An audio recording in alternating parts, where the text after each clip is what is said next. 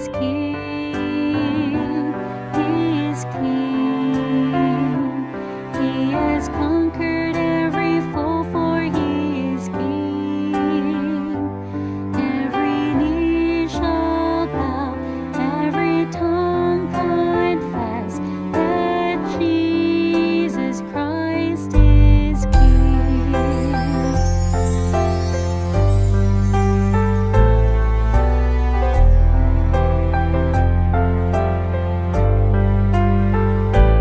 He is God. He is God. He is sitting on His throne, for He is God. Every knee shall bow, every tongue confess that Jesus Christ is God. He is life. He is life. He has vanquished death and hell, for He is life. Every knee shall bow, every tongue confess that Jesus Christ is life. He's all in all. All the poor of heaven is His, for He is all. Every knee shall bow, every tongue confess that Jesus Christ is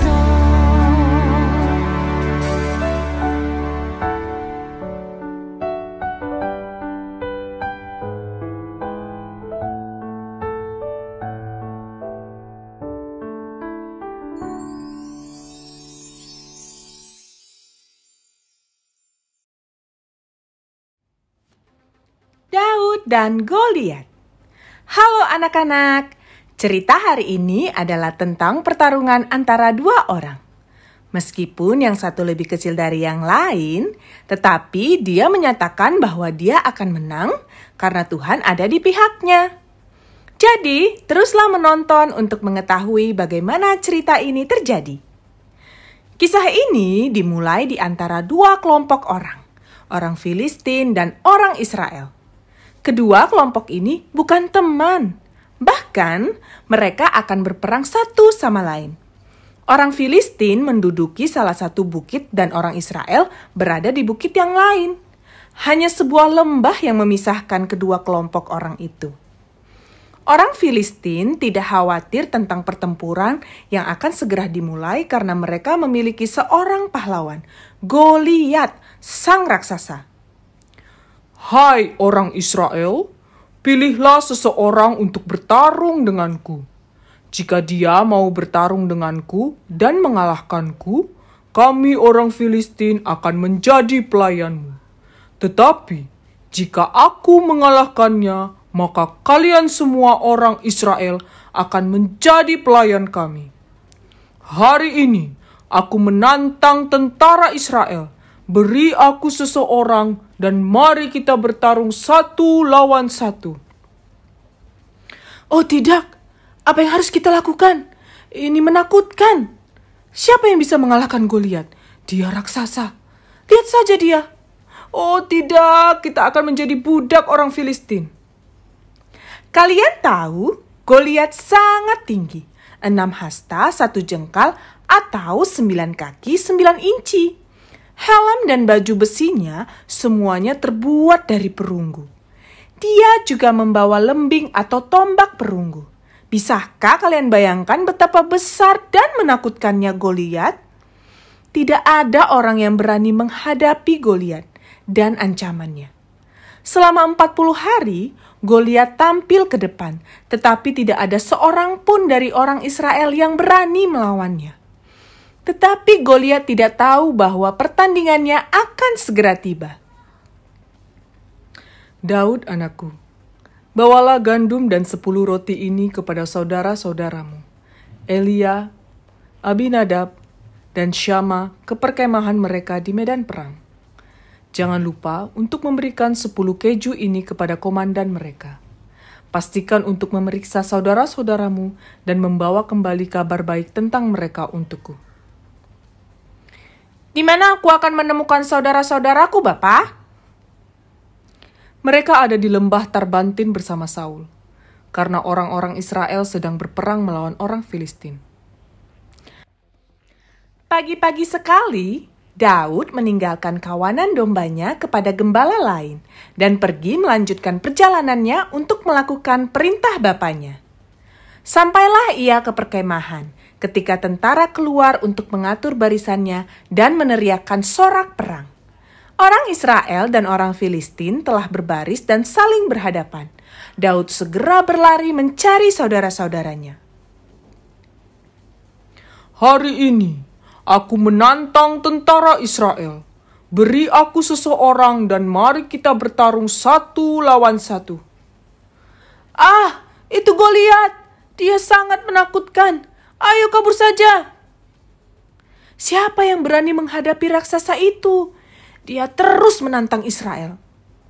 "Aku mendengar bahwa raja akan memberi hadiah besar kepada orang yang akan membunuh Goliat. Dia akan memberikan putrinya dan keluarganya tidak perlu membayar pajak lagi." "Apa yang akan terjadi dengan orang yang akan mengalahkan orang Filistin itu? Dan yang akan menghapus inaan itu dari Israel?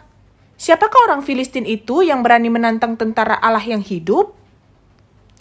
"Seperti yang aku katakan, dia akan dihadiahi kekayaan oleh raja dan dinikahkan dengan putri raja. Dan keluarganya akan bebas pajak." "Daud, apa yang kamu lakukan di sini? Kamu pasti datang ke sini hanya untuk menonton pertempuran." "Apa yang aku lakukan? Tidak bolehkah aku bertanya?" Raja Saul mendengar tentang Daud dan apa yang dia katakan kepada orang-orang yang ada di situ. Kemudian Saul memanggilnya. "Janganlah seseorang menjadi tawar hati karena Goliat. Aku, hambamu, akan pergi dan melawannya." "Engkau tidak bisa melawannya. Engkau masih muda. Dan dia telah menjadi pejuang sejak dia masih muda." "Hambamu ini adalah gembala dari kawanan domba ayahnya. Hambamu ini mampu melawan dan membunuh singa dan beruang yang datang untuk menyerang domba-dombaku.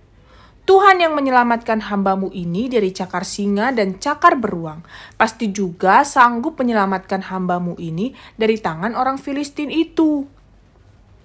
"Pergilah, dan Tuhan menyertaimu. Ini, pakai baju besiku."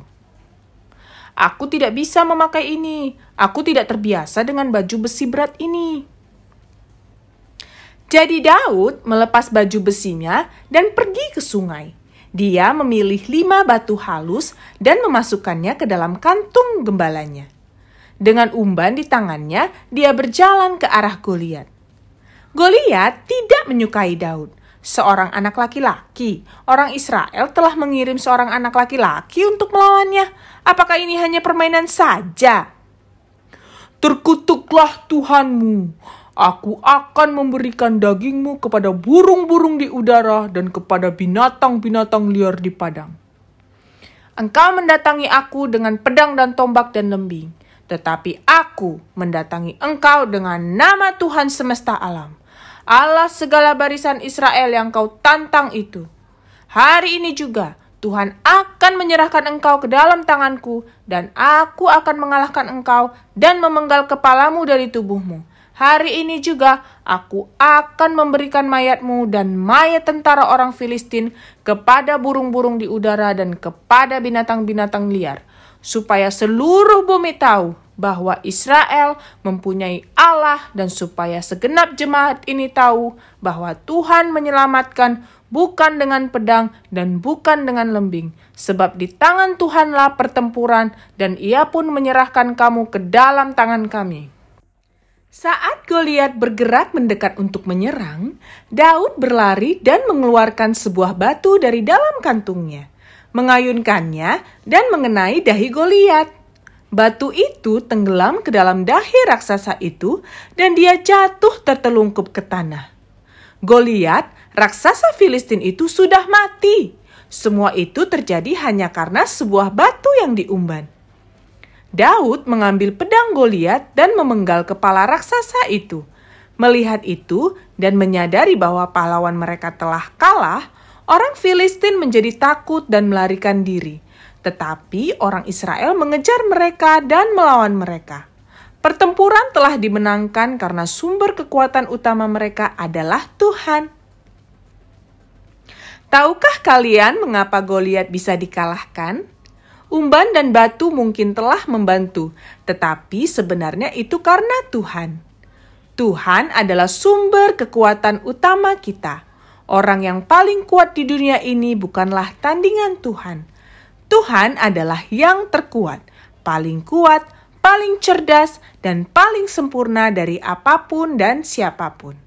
Tahukah kalian, selain sebagai sumber kekuatan kita dapat menemukan keselamatan di dalam Tuhan.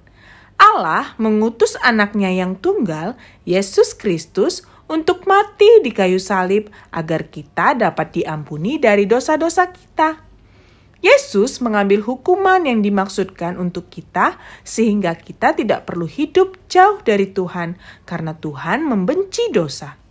Yesus adalah satu-satunya cara bagi kita untuk hidup selama-lamanya bersama Allah di surga. Yang harus kita lakukan adalah meminta ampun kepada Tuhan atas dosa-dosa kita sehingga kita dapat hidup bersamanya di surga selama-lamanya. Kita harus meminta Tuhan untuk mengampuni kita atas hal-hal buruk yang kita lakukan. Dan kita harus meminta Yesus untuk masuk ke dalam hati kita sebagai Tuhan dan Juru Selamat pribadi kita. Apakah kalian siap untuk melakukan ini? Dan bersama Tuhan Yesus selama-lamanya di tempat indah yang Dia siapkan bagi kita yang disebut surga?